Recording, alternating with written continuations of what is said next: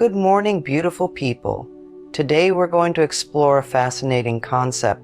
What if I told you that by doing less, you could actually achieve more? This isn't about being lazy or inactive, but rather about a strategic reduction of effort and care which can potentially lead to better outcomes with less stress.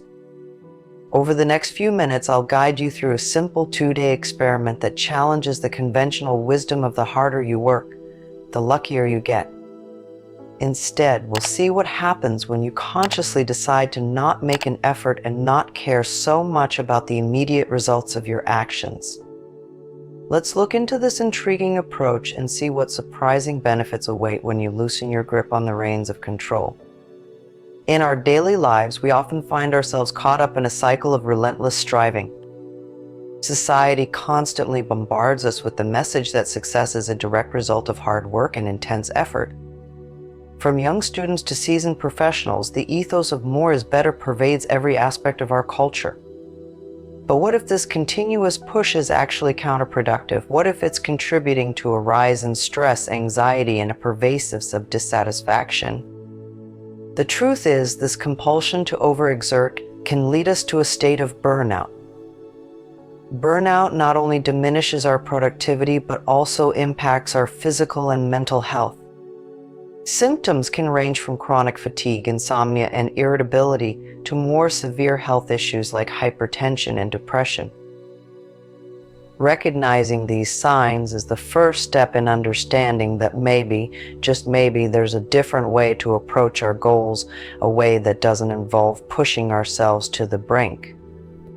Our obsession with effort and success can often lead to missed opportunities. In our tunnel vision focus on the end goal, we might overlook alternative paths or creative solutions that could arise from a more relaxed, open-minded approach. By acknowledging these patterns, we can start to imagine a different paradigm, one where ease and detachment play a key role in achieving success. Now, let's talk about detachment. This isn't about giving up on your dreams or stopping your efforts toward achieving your goals. Rather, it's about reducing the emotional energy you invest in the outcomes of your actions. It's about learning to care less about the when and how your efforts will pay off and focusing more on the process itself. Detachment comes with a myriad of benefits. For starters, it allows for a more enjoyable and stress-free journey towards your goals. Without the constant pressure to perform at a certain level, you're more likely to find satisfaction in the work itself rather than just the outcomes. This shift in perspective can lead to increased creativity as well. When you're not overly concerned with a specific result, you're more open to exploring new ideas and unconventional methods, which can lead to breakthroughs you might never have achieved through a more rigid approach. Philosophically and spiritually, many traditions advocate for a form of detachment. For instance, in many Eastern philosophies, the concept of detachment from desire is seen as a path to enlightenment and inner peace. By adopting this mindset, even partially, you can decrease your susceptibility to disappointment and increase your overall life satisfaction. Accepting a detached perspective helps in building resilience. Life is unpredictable and things don't always go according to plan. If you're less attached to specific outcomes, you're better equipped to handle changes and setbacks. This resilience can transform your approach to challenges, turning obstacles into opportunities to learn and grow. Transitioning from theory to practice, let's introduce a practical experiment to illustrate the power of doing less. For just 2 days, I invite you to join me in consciously deciding not to exert too much effort and to care less about the immediate results of your actions. This is not about neglecting your responsibilities, but rather about giving yourself permission to approach them with a lighter touch. The experiment involves a simple set of guidelines. First, identify tasks or responsibilities that typically require a high level of effort and emotional investment. For the duration of this experiment, approach these tasks differently. Do what needs to be done, but do it without pushing yourself to the limit or obsessing over perfection. Secondly, whenever you find yourself getting overly concerned about the outcomes, gently remind yourself to let go of that concern. Just let things happen as they will. This 2-day period is about observing how changes in your effort and care levels affect your mental state and the quality of your work. You might find that some tasks are completed more efficiently when you're not overthinking them, or you might notice that your interactions with others become more relaxed and enjoyable when you're less focused on controlling every detail.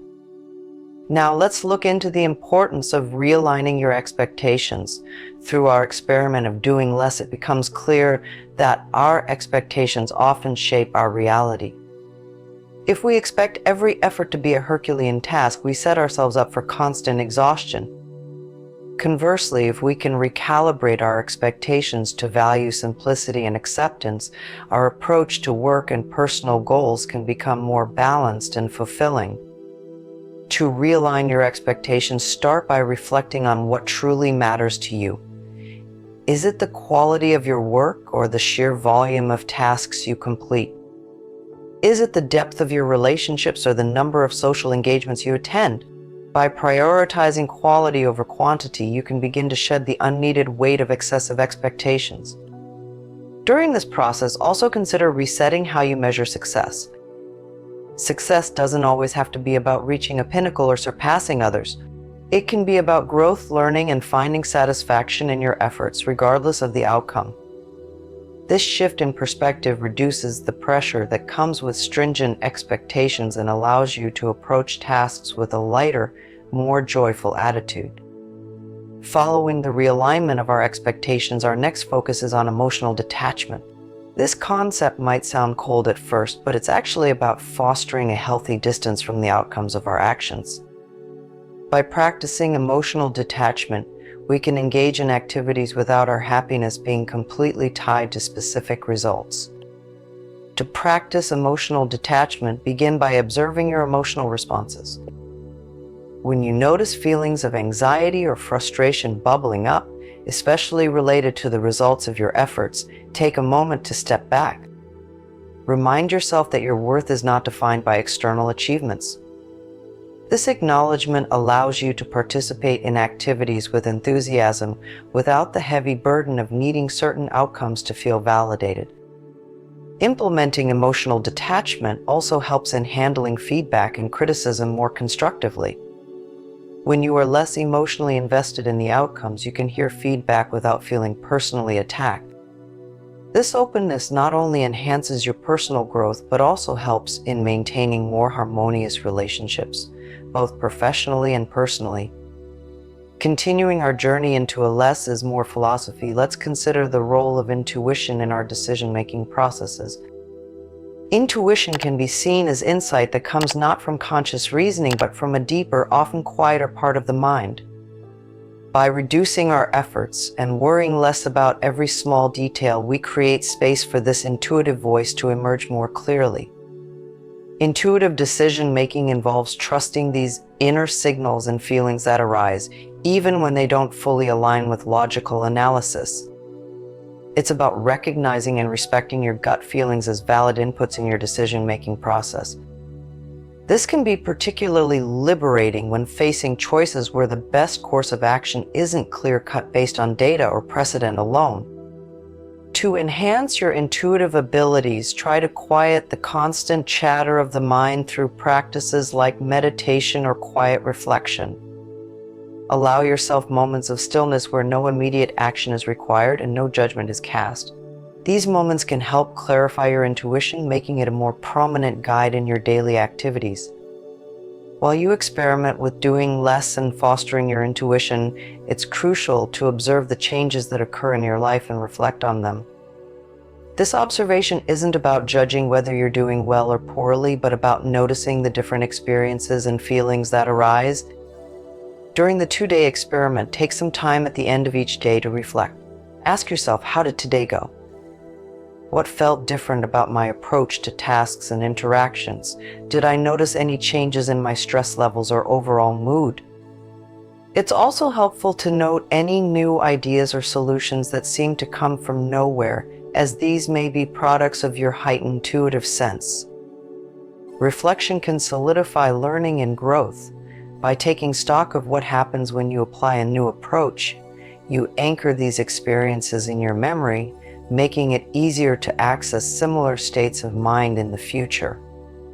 It's also an opportunity to adjust your methods, reinforcing practices that work well and reconsidering those that don't seem to help. While we move forward from observation to application, it's important to take the insights gained from the 2-day experiment and think about how they can influence your everyday life. This step is about understanding the lessons learned and how they can be applied to enhance your overall approach to life and work. First, evaluate the outcomes of your experiment.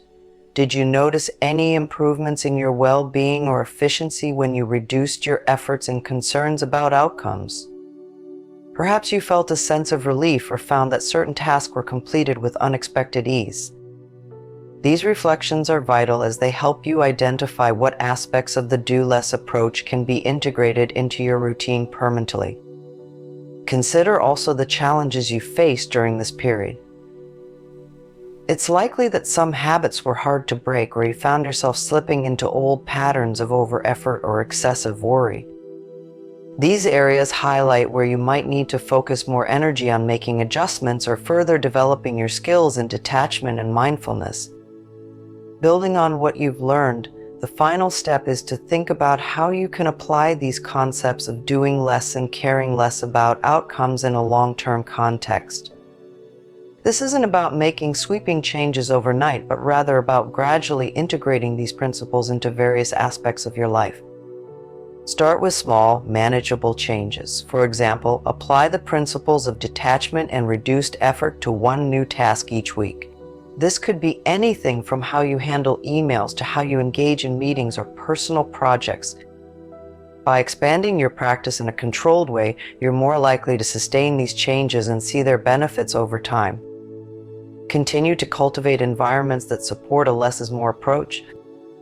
This might involve setting clearer boundaries to prevent overcommitment, or it could mean redesigning your workspace to reduce distractions and promote a calm atmosphere. Each small adjustment can contribute to a more focused and relaxed approach to your tasks. While you implement these changes, keep the lines of reflection open, regularly revisit your experiences with doing less to refine your approach and ensure it remains aligned with your personal and professional goals. The key to successful application of these lessons is patience and persistence. Change doesn't happen overnight, but with consistent effort and a willingness to learn from each step of the process, you can develop a more balanced and fulfilling approach to life and work. While we wrap up our video of doing less and achieving more, I hope you found these insights and practical steps both enlightening and empowering. The journey towards a simpler, more intuitive way of living and working doesn't end here.